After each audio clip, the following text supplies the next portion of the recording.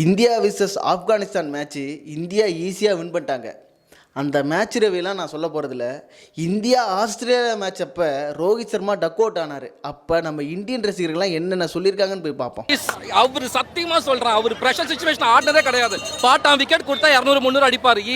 4 வடாப்பாவ் கொடுத்து அவர் டீமில் உட்கார வைக்கணும், அதுதான் லாய்க். ரோஹித் சர்மா வடாபாவ் சாப்பிட்றதுக்கு தான் லாய்க்கு. அவர் ப்ரெஷர் சுச்சுவேஷனில் ஆடவே தெரிய மாட்டேங்குது.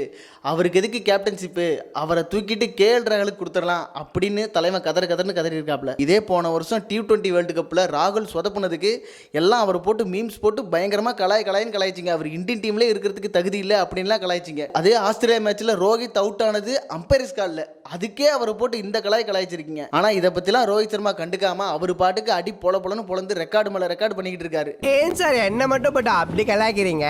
நேற்று மேட்ச்சில் இன்டர்நேஷ்னல் மேட்ச்சில் அதிக சிக்ஸ் அடித்த லிஸ்ட்டில் அவர் ஃபஸ்ட்டு. அதே மாதிரி வேர்ல்டு கப்பில் அதிக செஞ்சுரி அடிச்சதும் ரோஹித் சர்மா தான். நேற்று எல்லா ரெக்கார்டையும் உடச்சு தள்ளிட்டாரு. அடுத்ததாக இவர் ஒன்று சொல்கிறாரு, அதை போய் கேட்டுவாங்களேன். ஒரே ஒருத்தரை மட்டும் அடிச்சு கொள்ளணும், அந்த பாண்டியா மட்டும் அடிச்சு கொண்டுட்டா போதுங்க.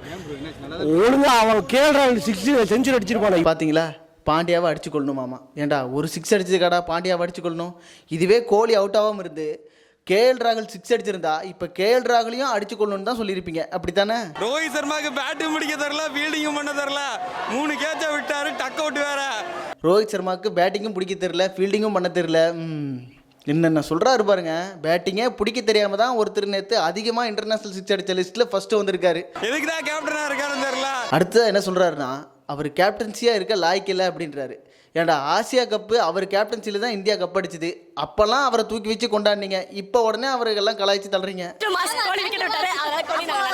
கோலி தரமாக செஞ்சுட்டாருப்பா. கோலி தான் வேறு லெவலில் பேட்டிங் ஆனார்.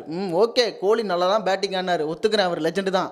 ஆனால் அதே கோலி நேற்று மிஸ்டல் மார்க்ஸ் மட்டும் கேட்சை பிடிச்சிருந்தா நீங்கள் என்ன சொல்லியிருந்திருப்பீங்க? அவரை கலாய்ன்னு கலாய்ச்சிருப்பீங்க. நம்ம ரசிகர்களோட மனநிலையே இப்படி தான். ஒரு மேட்ச் ஒருத்தர் ஆடுனா அவரை தூக்கி வச்சு கொண்டாடுவீங்க. அதுவே அடுத்த மேட்ச் சொதப்புனா அவர் பயங்கரமாக கலாய்ப்பீங்க, அதானே? அடுத்த நம்ம தம்பி என்ன சொல்ல வராருன்னு போய் பார்த்துட்டு வாங்களேன். ரொம்ப ஸ்லோவாக போச்சு. பார்த்தீங்களா என்னென்ன சொல்கிறான் பாருங்க. டேய், நீ இந்த லாக்டவுனில் மேட்ச் பார்க்க ஆரம்பித்த கோஷ்டி தானே? அவன் நம்மளை கலாய்க்கிறான். மேட்ச் ரொம்ப ஸ்லோவாக ஆடுறாங்களாம்.